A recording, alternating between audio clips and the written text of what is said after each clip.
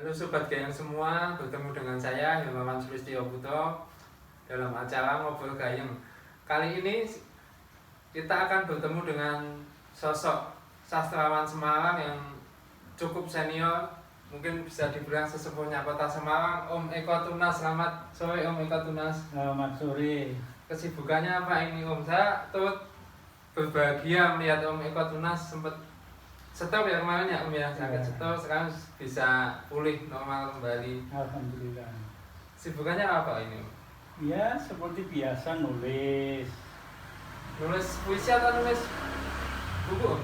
Nah ini saya kan orang yang merasa dicintai oleh Tuhan, sehingga saya diberi bakat seabrek. Iya Om, lihat melukis juga gitu. Melukis, berteater, monolog, sastra saya juga menulis semuanya ya, puisi, cerpen,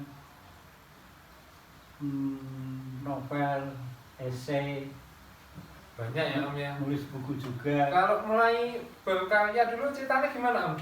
Kalau saya kenal Om Eko Tunas itu kan lebih ke sastra, ternyata saya datang ke kediaman panjenengan banyak lukisan-lukisan yang baru tahu nih saya Om. Itu awalnya gimana Om? Dari lukis dulu atau dari sastra dulu? Ya, Mulai di dunia seni. melukis, berteater, menulis, ya itu sejak SMA. SMA ya? Ya, dan saya korban keturunan lah ya. Berarti sudah ada tah seniman Ya, ya? mbah saya dulu konon katanya pemain wayang. Mbak Putri juga ikut main wayang.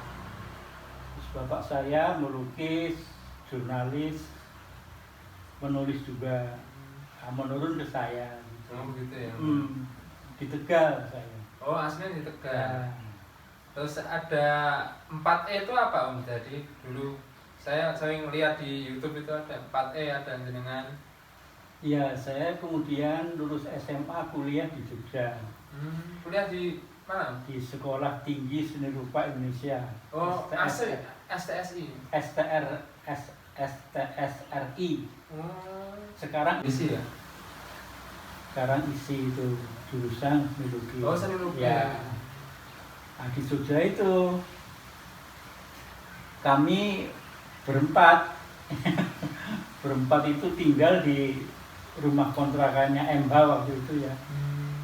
Rumah kontrakan bekas warung itu. Bekas warung yang nempel di tembok keraton gitu kan. Masih ada papan-papan warungnya itu. Kecil, cuma 4x5 kira-kira. Ya 4 orang di situ. Jenengan, Cak Nun, Mas Ebit, sama satunya siapa Om? EH Kartanegara itu dari Bengkel Teater itu. Masih aktif semua nih. Ya, almarhum Mas EH Karta sudah almarhum. Oh masih ya, berarti 3E Om. Iya. Ya sampai sekarang masih baik, masih baik lah. Kadang-kadang ketemu. Waktu saya mantu juga Mas MH yang tausiah ya. Masih baik lah. Sama Ebit juga sering ketemu ya. kontak. Nggak pengen main lagi Om? Main kayak dulu lagi mungkin? Nah, saya sedang menyiapkan buku 4E. 4E? Ya.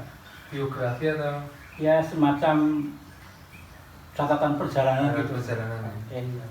Yang sudah dihasilkan apa Om dari 4E dari dulu sampai sekarang? Ya waktu itu seperti yang pernah saya bicarakan di acara Najwa Shihab ya. Mata Najwa waktu itu acaranya Ebit. Saya di situ bilang saya ini manajer pertamanya Ebit. Karena waktu kumpul 4E itu kalau Ebit diundang acara kemana gitu, yang ngurus saya. Oh gitu. Cari utangan saya. Pernah diundang Leo Kristi di Surabaya ya. Ya saya cari utangan. Masih bujang semua? Masih bujang semua.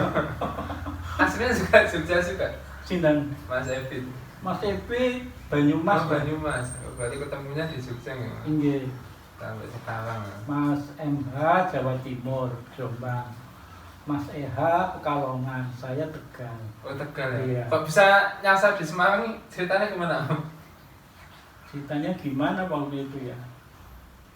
Oh ya, terus saya pacaran sama istri sama ya, akhirnya akhirnya tinggal di Semarang. sini. Kalau Om Eko sendiri sudah menerbitkan buku berapa Om dari dulu sampai sekarang? Ada sekitar 5 ya 5-6. 5-6 buku ya dari dulu ya Om ya. Itu ada contohnya itu kalau bisa diambil. Gitu ya. Itu Mas. Itu paling ujung sana. Ya itu ambil semua setumpuk itu. Nah. Oh ini ya Om ya buku-bukunya ya Om. Ya. Oh ini ya Om. Ini yang paling baru ini. Oh ini paling baru ya Eko Tunas. Ini dijual di toko buku enggak Om? Enggak, ini indie. Oh indie ya. Buku ya ada yang indie juga ya Om ya? Iya dong. Ini kumpulan cerpen. Iya. Ini dulu launchingnya 4 ketemu ini. Oh ini Di Tegal ya. Oh ini ya. Eko Tunas. Topeng Air Mata. Ini novel. Indie semua ya Om ya? Iya. Nggak suka yang mungkin label atau biaya nak musik kan gitu. Oh itu zaman dulu. Sekarang ini pengarang-pengarang nerbitin buku sendiri. Iya, Om. Saya dengar gosip katanya kalau masuk di mana toko buku itu kok malah royaltinya sedikit, apa benar Om? Seperti itu Om? Oh iya, penulis kemudian hanya dapat dari royalti. Saya sempat baca waktu itu yang booming TWLI ya, TWLI itu ya. Kecuali booming ya, kalau nggak laku ya nggak dapat apa-apa. Nggak dapat apa-apa ya, malah mending indie ya Om ya. Om, jenengan kan sesepuh Om, sudah beberapa generasi ini Om. Perbedaan antara kesenian yang dulu zaman jenengan dulu sama kalau sekarang eranya kan era milenial ditunjang dengan berbagai macam teknologi, itu perbedaannya apa Om? Ya sangat berbeda. Kalau dulu penulis itu bergantung pada media cetak ya. Iya. Ya kan? Bergantung pada media cetak. Tulisan-tulisan dimuat di koran, di media cetak, dapat honor. Di samping dibukukan. Sekarang kan munculnya digital ya. Iya. Penulis bisa mengunggah sendiri karyanya di media sosial. Penulis bekerja sendiri. Kalau dulu penulis mencari bahan itu harus keluar. Ya kan? Harus keluar. Sekarang penulis tinggal di kamar saja. Lewat Cari bahan. genggaman tangan ya. Lewat Google bisa dijawab semua. Seperti anak saya itu menurun juga ya. Said Paningrum itu novelnya sudah 4 sekarang. Itu ya dia di kamar, kalau nulis di kamar terus. Gitu. Tapi untuk kevalitan data antara yang di mana ya? Karena kita kan cuma di balik layar ya. Kalau sekarang itu lebih misalnya lewat internet, dunia internet dengan yang mereka tinjauan lapangan sendiri, itu lebih matang mana Om? Ya mereka juga ngumpul di kafe-kafe kan. Ya, di kafe kita sering lihat banyak anak-anak muda menghadapi laptop itu, jangan dikira mereka sedang bekerja. Anak saya itu sambil menulis di kafe ya. Oh, itu termasuk cara inspirasi ya? Ya, sambil melayout sendiri, merancang grafis cover sendiri, kemudian dikirim ke percetakan, cetak. Modal kembali, nyetak lagi buku gitu. Sekarang anak-anak muda milenial itu. Kalau dari segi kualitas Om, kreativitas kualitas ya, mungkin kalau dari segi market lebih greget sekarang ya daripada dulu ya. Kalau dari segi kualitas Om, antaranya yang dulu sampai sama yang generasi sekarang ini ya lebih beragam lagi. Lebih Dengan sendirinya lebih beragam lagi. Terutama kalau anak-anak muda itu kuliah ya, dengan sendirinya jurusan keilmuan dia kuliah itu muncul di karya-karyanya. gitu ya. Yang jurusan ekonomi, jurusan politik, jurusan hukum, filsafat, ini keluar dengan sendirinya ketika berkarya. Kan gitu. Sehingga lebih beragam. Dan penulis sudah menyebar di seluruh Indonesia. Iya, sekarang yang banyak yang iya, sehingga lokalitas juga muncul. Ada juga yang novelnya bestseller laris jadi dibikin film kan, ya. Banyak Om. Banyak film yang mengadopsi cerita-cerita yang sudah ada di novel. Iya. Walaupun tidak sama ya, karena novel kan panjang ceritanya. Kalau film kan durasinya kan 2 jam. Iya. Jadi anak muda sekarang itu asik sendiri gitu loh. Tidak bergantung kepada media cetak, tidak bergantung pada kritikus, dan mereka juga tidak mengejar misalnya launching gitu. Anak saya kalau saya tanya, loh, ini bukumu nggak di launching, buat apa? Berarti langsung dijual ya? Iya. Yang penting laku ya? Iya, jadi saya juga harus belajar pada generasi anak saya, generasi Kalau milenial. marketnya sendiri Om? Marketnya lebih menguntungkan yang dulu apa sekarang Om? Loh, anak saya itu menganggap handphone itu kantor. Ketika dia membuka handphone itu dia menganggap buka kantor, gitu. Dia bisa menghubungi relasi, mempublikasi karyanya online gitu, dijual melalui online gitu. Berarti lebih enak sekarang ya Om ya? Iya. Pendidikan sekarang. Pakai handphone, pakai laptop itu sudah kantor. Tidak perlu sekretaris, tidak perlu karyawan, dia aktif sendiri, bekerja sendiri. Gitu. Om, kalau karya-karya sastra panjenengan itu lebih kebanyakan lebih kemana Om? Kritik sosial kah, atau romantisme, atau mungkin yang lain? Ya, awal-awal saya banyak berbicara mengenai setting sosial. Karena memang mungkin dulu karena lingkungannya masih mungkin di jalanan atau di kontrakan. Kalau sekarang terutama masyarakat bawah ya, gitu. Kalau sekarang ini buku saya yang baru ini, ini puisi, ini biografi Sarimin. Ini puisi komedi. Jadi saya pindah dari puisi liris yang romantis itu ya ke puisi komedi. Ternyata lebih sulit. Gitu loh. Harus lucu ya. Iya, sebab saya berpikir nek neng teater kok entuk lucu gitu. Ya kan? Iya. Nenek puisi kok koyo ora ento gitu.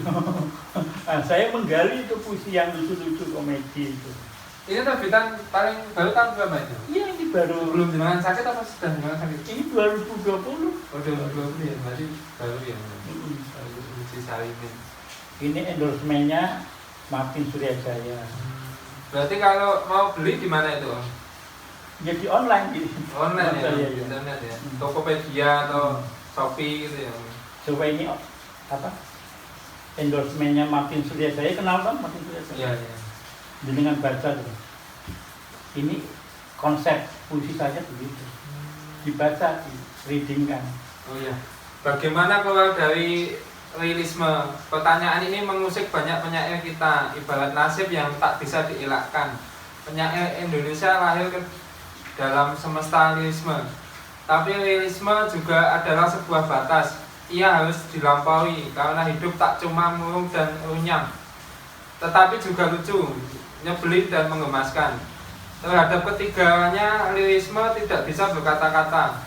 Dengan kesadaran hendak memperkatakan hidup secara lebih utuh, inilah Eko Tunas beranjak meninggalkan garis tangan puisi Indonesia, meninggalkan Emily Dickinson yang menghantui para penyair rilis di Indonesia sejak muda.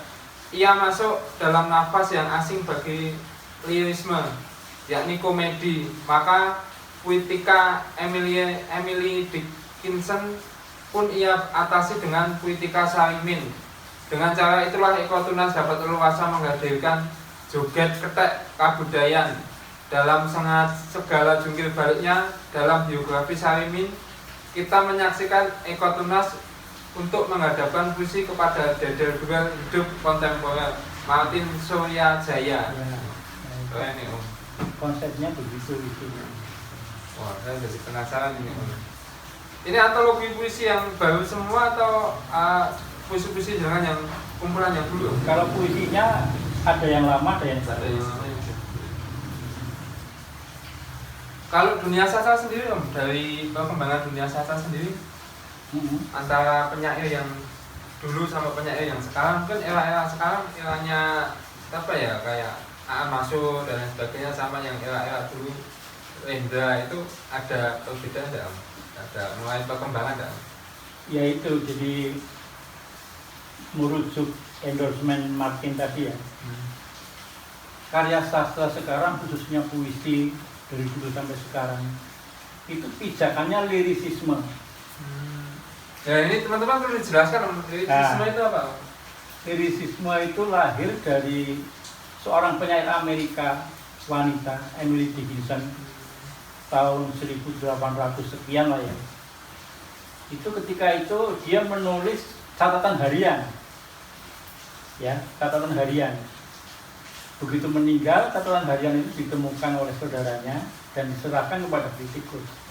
Nah, kritikus itu bilang ini puisi model baru, namanya lirisisme. Cirinya adalah apa? Adalah suka pada kemurungan, romantisme, melankolis gitu. Nah, puisi-puisi Emily Dickinson ini kemudian mewabah sedunia, masuk ke Indonesia. Hampir semua penyair Indonesia terpengaruh oleh puisi-puisinya Emily Dickinson itu. Gitu ya. Jadi terutama dalam lagu itu kan selalu begitu ya, patah hati, kerinduan, ya. Kalau lagunya Mas Evi juga terpengaruh ini juga. Iya, semuanya terpengaruh. Kamelia. Bukan hanya karya, gaya hidup, pola hidup masyarakat juga terpengaruh. Orang suka kalau rindu pada kerinduan ya. Berarti itu Emily Dickinson ya? Lirisme ya. Lebay, kepo yang istilah-istilah sekarang itu sifat-sifat manusia yang terpengaruh oleh. Nah kalau Sawiminnya sendiri itu kan ini meninggalkan nih dengan membentuk kebudayaan baru gitu. Sawimin itu konsep Sawimin itu Seperti dikatakan oleh Martin ini, saya keluar karena kalau saya menggunakan lirisisme, saya nggak bisa bicara soal sosial, soal misalnya soal remeh-temeh, soal kehidupan pasar, ya, hidup yang nyebelin kata Martin tadi, yang menyakitkan gitu, yang lucu kan, gitu. Saya kadang-kadang heran juga, ini teman-teman kalau ngumpul gerak-gerik tok, guyon tok, tapi ini nggak puisi kok. Sulit ya. Enggak, kalau nggak puisi kok romantis, cengeng gitu. Ini kok orang jadi awake dhewe gitu.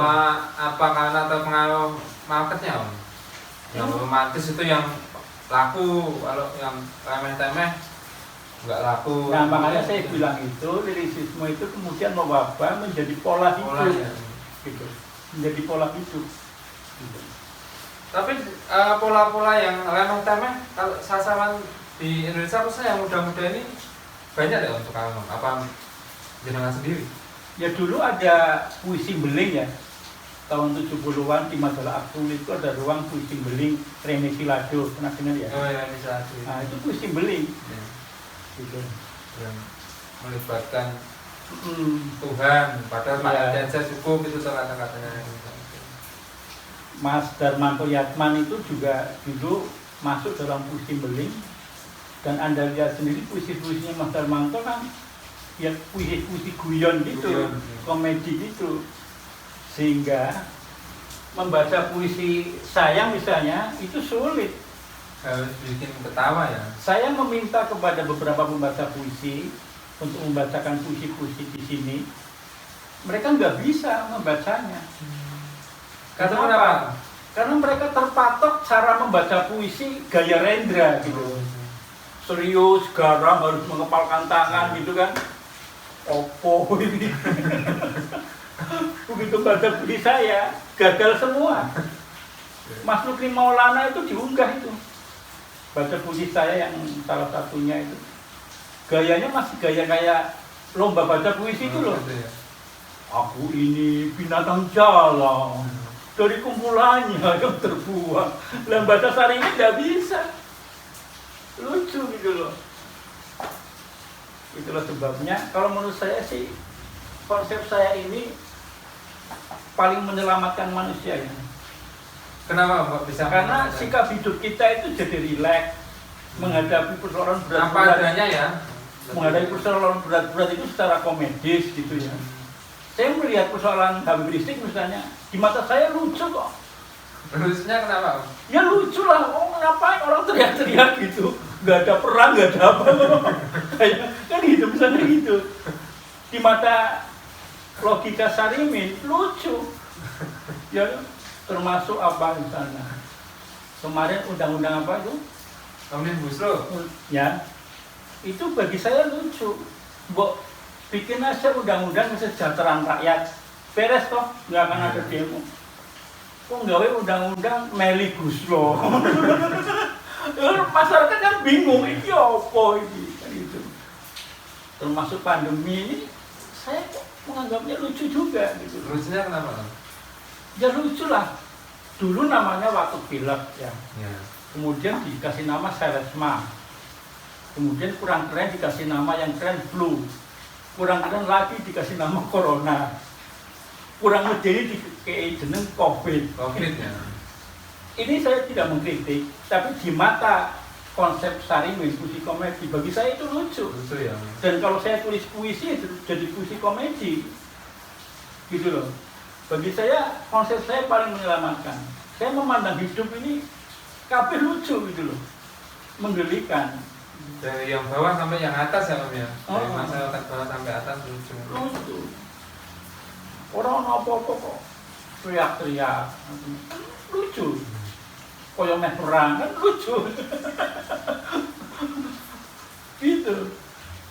Kalau pemerintahan lucu enggak? Hmm? Kalau pemerintahnya lucu enggak? Ya politik dari dulu kala sampai sekarang ya lucu. Bagi saya. Bagi seniman ya. Bagi saya. Bagi jenengan ya. Lucu. Perang kan ya lucu. Politik itu kan ada yang bilang politik is void. Politik itu kotor. Karena dalam politik semua bisa dihalalkan. Bahkan membunuh orang pun halal. Karena perang itu. Ya ini justru dengan kesenian bisa Iya. apa ya? Bisa mengadili Iya. lah istilahnya. Dengan Ya. perang itu kan juga ada pendekatan kebudayaan yang inti kalau mungkin di pelosok-pelosok itu. Jadi pengaruh sastra itu sangat kuat bagi kehidupan manusia. Siapa itu? John F. Kennedy, Presiden Amerika itu pernah berkata, kalau politik kotor, puisilah yang membersihkan. Nah iya. Misalnya seperti itu. Itu benar itu. Terus Bung Karno menyambung, politikus yang baik adalah mereka yang mengenal puisi. Nah sekarang saya tambahi, kalau politik kotor, puisi komedilah yang mentertawakan. Gitu. Gitu. Ya. Lucu, hidup ini lucu, menggelikan, nyebelin gitu kan. Wis lucu, ditambah lucu ya. Iya. Ditambah. Lah kenapa begitu nulis puisi kok jadi romantis, jadi lebay ya? Aku teriak-teriak di panggung itu kayak kelana.